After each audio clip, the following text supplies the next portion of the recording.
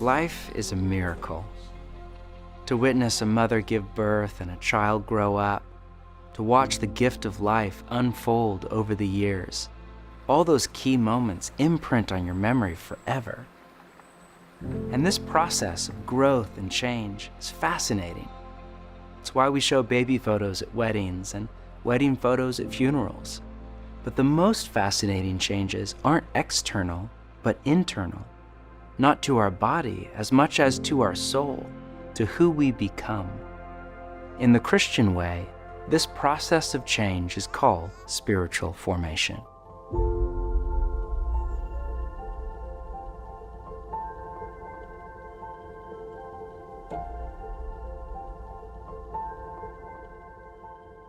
Last week, we covered the 3 goals of a disciple or apprentice of Jesus: to be with Jesus, to become like him, and to do as he did. And we said spiritual formation is the process by which all this happens, by which our spirit or our inner woman or man is formed into a particular shape or what we call a character, whether it be the character of Jesus or the character of someone else. The language of spiritual formation comes from the New Testament. For example, in Romans 12, Paul writes this to the followers of Jesus in the city of Rome: "Do not conform to the pattern of this world, but be transformed by the renewing of your mind." Notice the 2 verbs, conform and transform. Both verbs are from the same root word in Greek, metamorphao, where we get the English word metamorphosis, the word for the process by which a caterpillar is transformed into a butterfly. One lexicon defines it as to change the essential form or nature of something. This is the word picture for the depth of change that is possible in the human soul. Not just surface level behavior modification, but deep change in the heart. And in Greek, both verbs, conform and transform, are in the present passive tense, meaning they are something that is already happening to you. You are already being conformed to be more like the pattern of this world, or transformed to be more like Jesus. There is no option C, conformed or transformed.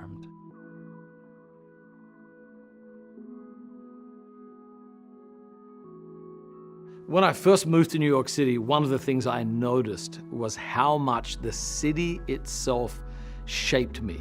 New York is a formation machine. It affects your level of aggression. It affects the pace at which you walk. In fact, sociologists tell us that if you live in New York for a while, you will actually begin to walk faster than people in other cities.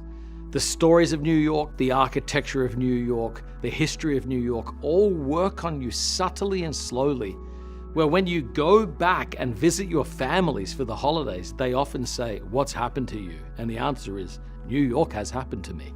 But you're never really aware of it in any given moment. And I think that's such an important recognition for me as a pastor, because so often people are naive and they think, I'm not being shaped by anything.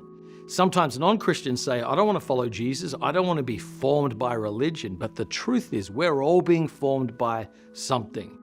The question's not, shall someone form me? The question is, who will form me? The question is not, who do I want to become? The question is, who am I becoming by the forces that are working on me? And I think Paul really understood the importance of making our formation conscious. He said to the Romans in Romans 12, do not be conformed to the image of this world. Why? Because that's what it does. He wanted the Christians in Rome to recognize and understand how Rome was shaping them into Romans.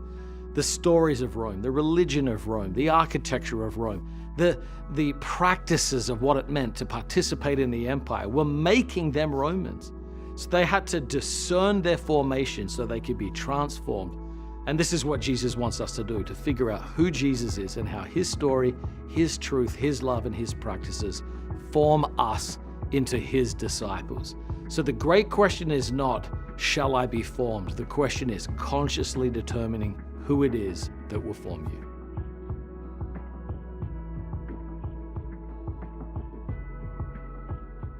The first thing we need to understand about spiritual formation is this. Spiritual formation isn't a Christian thing, it's a human thing. To be human is to change. We can't help it. Whether we are religious or not, we grow, evolve, go astray, come back to the path. I occasionally hear people say they are getting into spiritual formation, by which they usually mean they are reading good books and beginning to practice ancient spiritual disciplines like solitude and silence, or they are in therapy. All very good.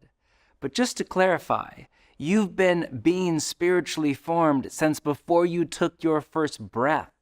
Spiritual formation begins in utero and continues through all our days, whether we are into it or not. Mother Teresa was a product of spiritual formation, and so was Hitler. Queen Elizabeth was spiritually formed, as was Genghis Khan.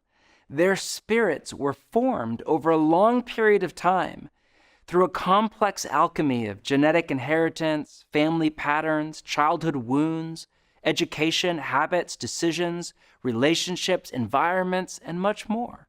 Same with you and me. We've been formed.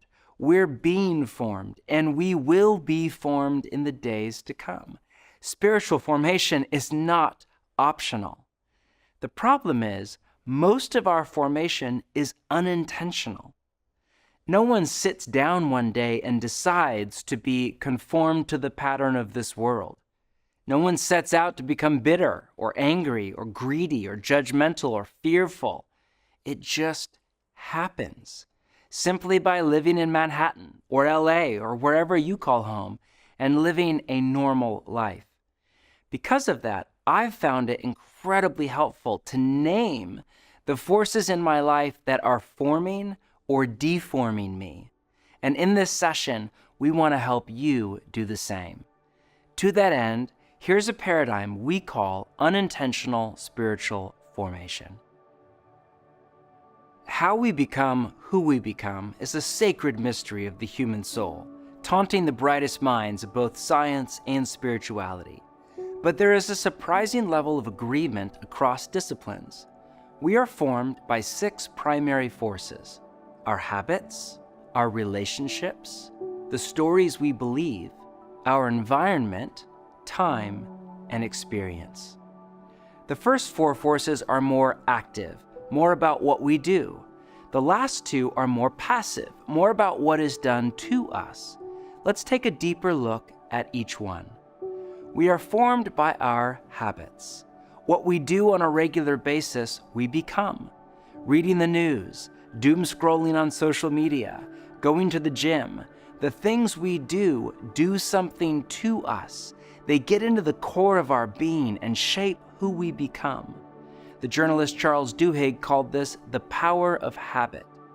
It's easy to think we're just watching Netflix or checking email late at night or buying another pair of shoes. But actually, we're turning a kind of invisible fulcrum in our heart in a particular direction. We're becoming a type of person. Secondly, we are formed by our relationships.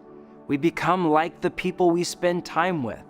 Think about your family and friends. The odds are very high that you dress like them, think like them, talk like them, vote like them, spend money like them, and so on. Third, we are formed by the stories we believe.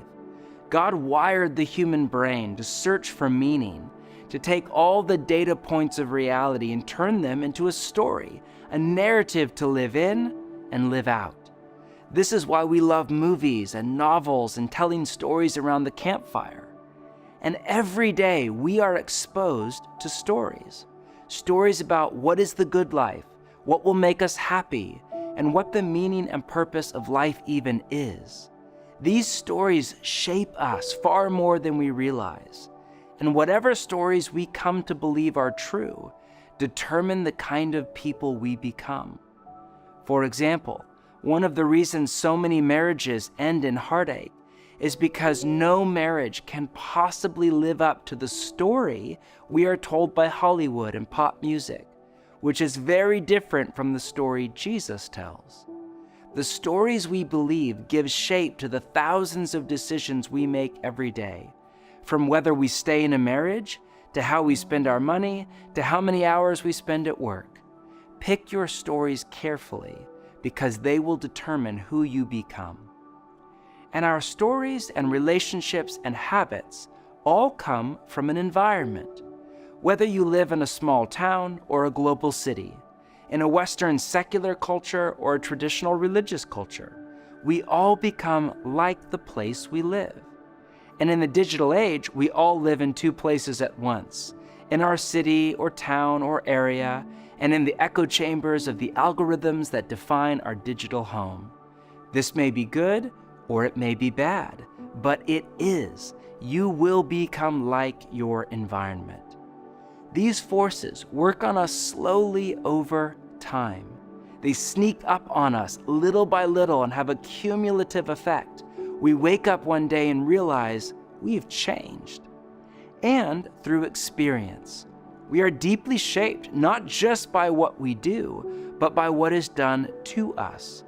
Nowhere is this more true than in our family of origin and our childhood, but it's also true of our whole lives. Do we go to college or drop out of high school? Get our dream job or file for bankruptcy? Get married, get divorced, or stay single? Our experiences deeply shape who we become. In summary, we are formed by our habits, relationships, the stories we believe, and our environment. And this happens over time and through experience. We call this paradigm unintentional spiritual formation because it's a synopsis of how we are formed with no intentionality, just by waking up in the morning and going about our day. The question isn't, are you becoming someone? It's, who or what are you becoming? When I reflect on this paradigm, I find it both sobering and hopeful. Let me guide you in a short reflection exercise. Close your eyes for just a moment. Take a few deep, slow breaths. Ask God to direct your mind. Now, imagine yourself at 70 or 80 or 90. What kind of person do you see? Ask yourself, who am I becoming?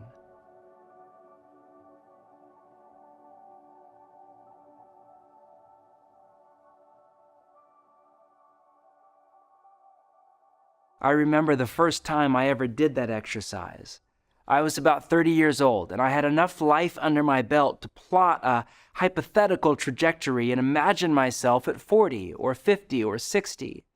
And the person I saw on the horizon was terrifying. I was becoming more hurried and anxious and irritable, not more loving and joyful and peaceful. In my case, it was a wake-up call. I realized I had to make some major life changes. What about you? What changes do you need to make to alter the trajectory of your spiritual formation in the direction of Jesus?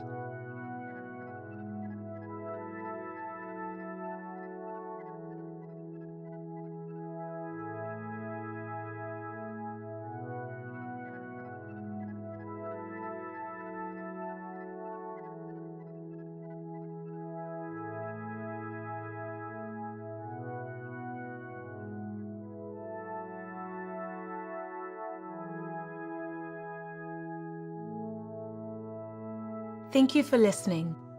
Now it's time to process this truth about spiritual formation together. You may be feeling a number of emotions as you realize you're becoming a person, and that all sorts of forces in your life, from your morning routine to your friend group to your social media feed, are deforming you more than forming you. Let's process this together. Circle up in groups of 3 to 5 people and talk through the following questions. The first: what habits do you keep in your daily and weekly life, and how might they be shaping you? This may be as simple as what you do after you wake up, what activities fill up your free time, or as complex as how you respond internally and externally to interruptions in your day? Second, who are the most important people in your life? And what do those relationships look like? Third, as you reflect on your own journey, what stories have shaped the way you view the world, and where do these stories originate? These stories could be, what's your version of a good life? What should you spend your money on? How should you interact with your family? And fourth, did God reveal anything new to you in this session that you want to say more about? Take a few minutes and discuss.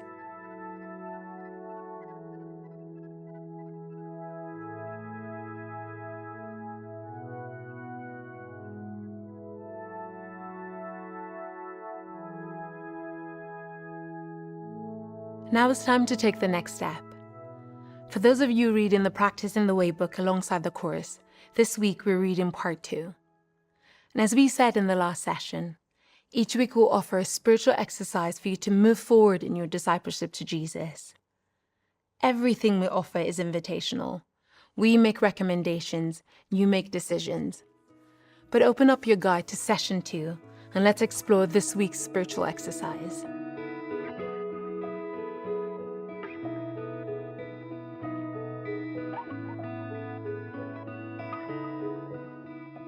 Our exercise for this coming week is to conduct a formation audit. For me, going through this formation audit has been a powerful and illuminating experience. Perfectly going through an exercise like this can help us become more self-aware and set the stage for our growth toward wholeness, for our becoming more like Jesus. In this exercise, we take an inventory of all the forces that are currently forming us. To help you with your audit, we have created a template for you to work through, which you can find in your guide in the On Your Own section for Session 2.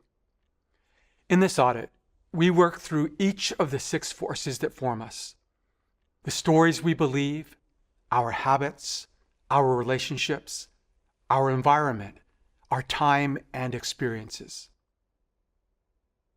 The first step is to write out your morning routine, your workday, your evening habits, your eating and sleeping patterns. You then write about your various relationships and your family history. The next step, which requires more reflection, is to identify how these patterns and relationships are forming you. You might want to process this step with a wise, trusted friend, a counselor, pastor, or spiritual director. As you work through your formation audit, try not to be judgmental. Don't beat yourself up. Just write down everything that has shaped you, past and present. For example, you might look at your morning routine and notice that you start your day by reading the news. You might ask, what is this habit doing to me? What kind of person am I becoming by letting the news, much of which is alarming, be the first thing in my consciousness every day? As you reflect on your routine, you may consider how you might develop a new morning routine, like the one we started last week, beginning your day with quiet prayer and reading scripture. Similarly, as you reflect on your day at school or work, you might think about your interactions with people. Do they leave you feeling stressed and anxious, or energized and grateful? Finally, you might consider what you typically do at night. Do you tend to be on your phone, watching Netflix, or playing video games? Or perhaps you have a ritual that helps you recollect the day and give thanks. How do these habits and rituals shape you? Remember, try not to be judgmental. Don't beat yourself up. Just write out all the forces in your life, past and present. This exercise can take more than an hour. We encourage you to take an evening this week or a quiet morning to do this. Although it's a longer exercise, it can open the door to profound transformation as you grow in self-awareness and are inspired to establish habits that help you grow into the person you long to become. As you reflect on these forces, ask yourself, how are they forming me? Are they leading me to a sense of life and peace and closer to God? Or are they causing me to feel restless, anxious, and distant from God?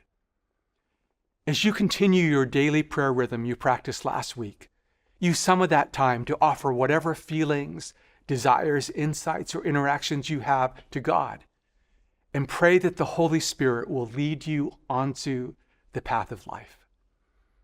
As you conduct your formation audit, as David prays at the end of Psalm 139, may God search you and know your heart, test you and know your anxious thoughts, and see if there is any offensive way in you, and then lead you in the way everlasting.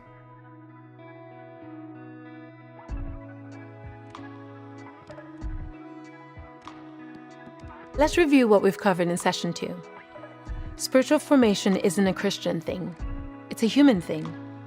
We're formed by a complex web of forces, but especially by our habits, our relationships, the stories we believe, and our environment. This happens over time and through experience. Most of our formation is unintentional. One of the most important questions to reflect on is, who am I becoming? And am I being intentional about who I'm becoming? One of the best ways to do this is through this coming week's practice, a formation audit.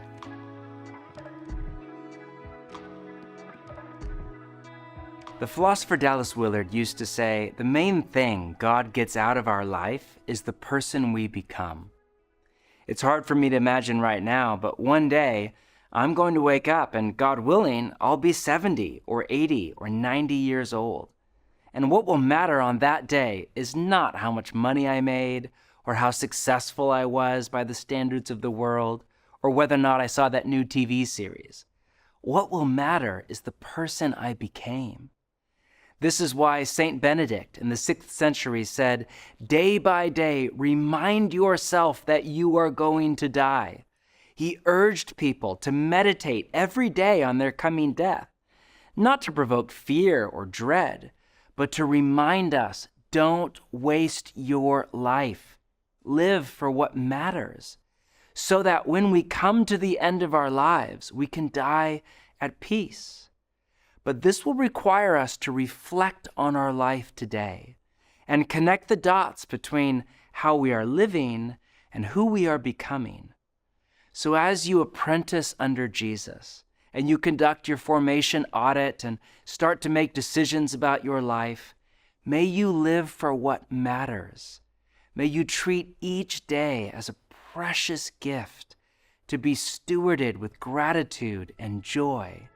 And may every day find you more and more at peace in God.